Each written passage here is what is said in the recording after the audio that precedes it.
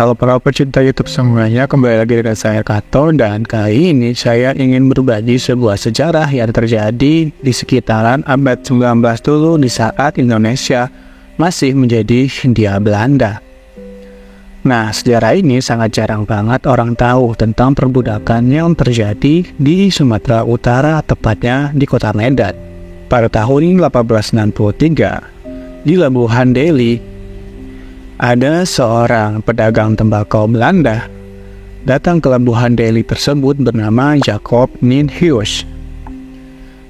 Berbeda dengan Jawa, pantai timur Sumatera yang dikuasai oleh Sultan Delhi masih belum banyak disentuh oleh pemerintahan kolonial Belanda. Labuhan masih menjadi kampung kecil dekat Belawan yang hanya didiami 2.000 penduduk Melayu dan sekitar 20 orang Cina dan 100 orang India. Kebijakan kultus dastal ataupun tanam paksa baru dihapuskan dan pemerintahan kolonial Belanda menerapkan sistem ekonomi liberal di Hindia Belanda yang terbuka untuk perusahaan swasta. Sultan Delhi, Sultan Ma'mun al-Rashid Perkasa Alam, berminat mengembangkan tanah Delhi sebagai daerah perkebunan. Dia memberikan konsesi tanah kepada Nienhuys untuk menanam tembakau. Masalah pertama yang dihadapi adalah kurangnya tenaga kerja. Orang Melayu dan Batak tidak mau bekerja sebagai buruh perkebunan. Nienhuys kemudian mencari tenaga kerja dengan mengimpor 120 kuli Cina dari Penang, Malaysia pada tahun 1864. Setelah percobaan beberapa tahun, Nienhuys sukses mengembangkan tembakau Delhi sebagai pembungkus cerutu berkualitas tinggi yang diminati perokok Eropa dan Amerika. Dengan bantuan modal dari investor di Rotterdam, Nienhuys mendirikan Delhi Matspat Beach dan mengembangkan perkebunan Delhi secara besar-besaran. Dengan pesatnya perkembangan perkebunan, keperluan buruh kebun juga semakin banyak. Setiap tahun ribuan buruh Cina didatangkan dari Penang dan Singapura. Selain itu, buruh dari Jawa, Banjar, dan India juga didatangkan. Pada tahun 1890 tercatat lebih dari 20.000 buruh Cina diangkut ke tanah Delhi sebagai buruh kebun. Dengan upah buruh yang murah, usaha tembakau Delhi sangat menguntungkan. Pada tahun 1896 tercatat penjualan 190.000 bal tembakau Delhi di Amsterdam yang menghasilkan 32 juta gulder.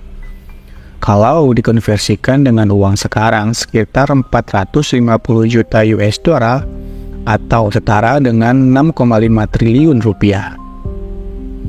Total penjualan tembakau Delhi yang diraup perkebunan kolonial dari 1864 sampai dengan 1938 mencapai 2,77 miliar gulder atau dikonversikan dengan uang sekarang sekitar 40 miliar US dollar atau sekitar 581 triliun rupiah.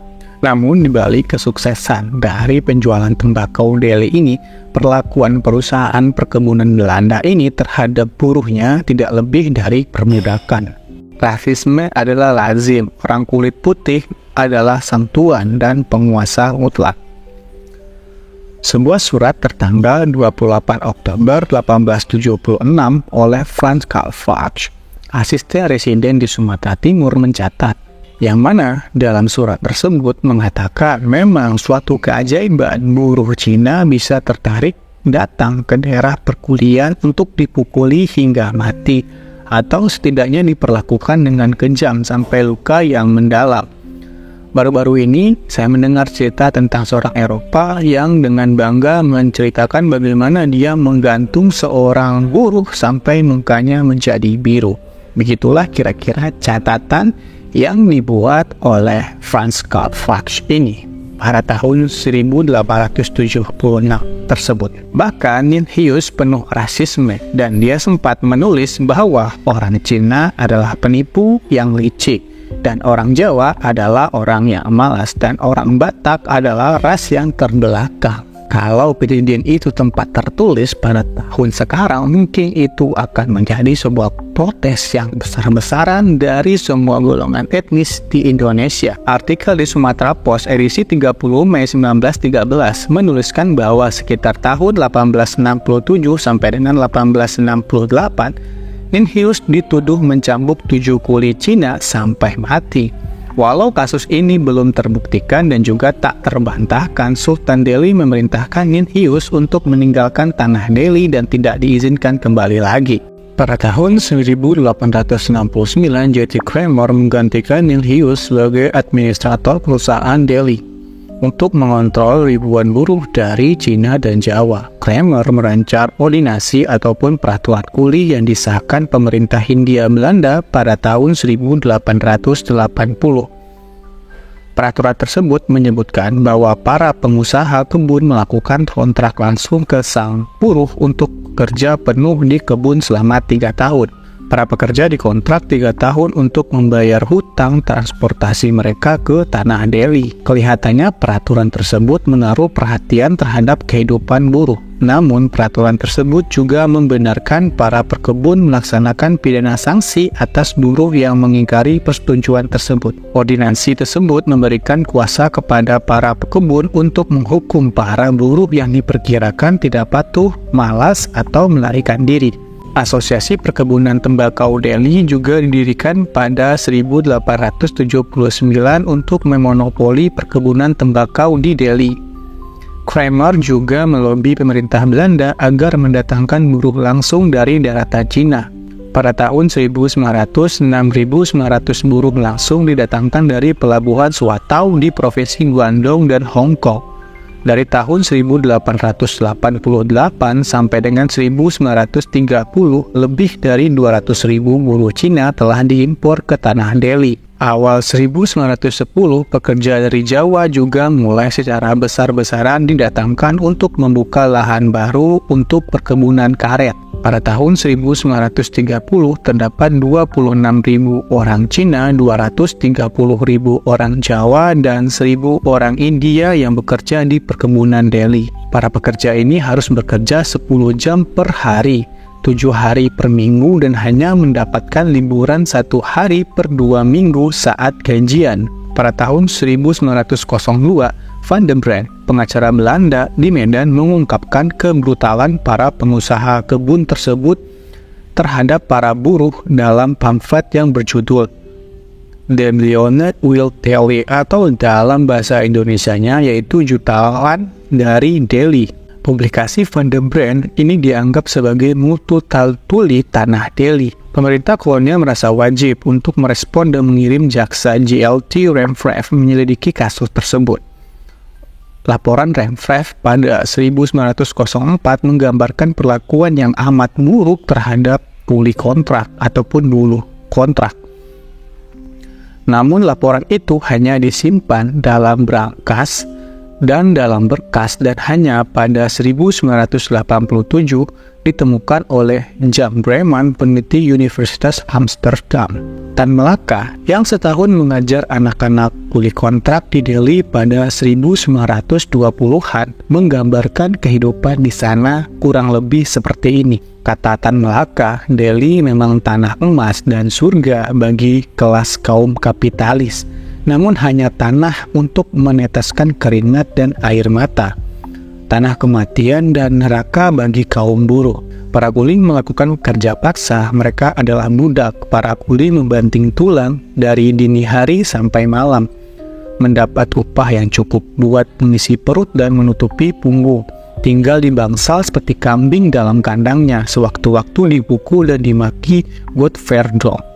Sewaktu-waktu bisa kehilangan istri dan anak gadisnya yang dikehendaki Ndoro Tuan. Begitulah ucapan dari Tan Melaka. Breman memperkirakan 1/4 dari kuli kontrak tewas sebelum kontrak mereka berakhir. Dan inilah beberapa foto dari para kuli kontrak yang menyortir daun tembakau di perusahaan Bandar Kelapa di Delhi, Sumatera Utara pada tahun 1894 yang dimandori oleh Belanda dan sedang mengawasi mereka. Setelah kemerdekaan Indonesia, kasus perbudakan ini sudah dilupakan baik di Belanda maupun di Indonesia. Selain merusak kemanusiaan, perusahaan kolonial Belanda dan Eropa dalam mengembangkan perkebunan di Sumatera Utara telah membabat hutan secara besar-besaran. Karl Pelzer, akademis dari Yale University, memperkirakan lebih setengah lahan di Kabupaten Deli Serdang dan Langkat telah dibabat menjadi perkebunan saat zaman Belanda. Daerah Sumatera Utara sekarang terkenal menjadi daerah perkebunan, namun warisan sistem perkebunan zaman Belanda masih diterapkan. Setiap kebun memiliki administrator ataupun ADM, asisten kebun, kerani, mandor, dan buruh. Walau sang buruh sekarang tidak lagi terikat dalam kontrak, namun upah buruh masih minimum. Bersamaan dengan roman yang indah ini, Neil Hughes diceritakan sebagai pendiri kota Medan modern. Monumen kolonial Belanda mengagungkan Kramer sebagai sang kolonial dengan cita-cita tertinggi yang membawa peradaban, kemakmuran, kedamaian, dan ketertiban. Neil Hughes dan Kramer menjadi kaya raya dari hasil perkebunan Deli. Kramer bahkan menjabat sebagai menteri kolonial di pemerintahan Belanda pada tahun 1897 sampai dengan 1901. Halaman Wikipedia Neil Hughes dan Kramer mengangkat mereka sebagai pendiri perusahaan tembakau dan tidak mempersoalkan sistem perbudakan yang mereka tanamkan. Romantisme sejarah Medan juga sampai melupakan keringat dan darah ratusan ribu kuli kontrak yang diperbudak di perkebunan saat kolonial. Agar sejarah terhadap pekerja kebun tidak terulang lagi, pemerintah dan masyarakat mestinya memperhatikan pendidikan dan kesejahteraan mereka agar bisa keluar dari jeratan kemiskinan turunan. Jika generasi milenial tidak lagi berminat menjadi perkebun atau petani, akan berdampak terhadap keberlanjutan pertanian di Indonesia.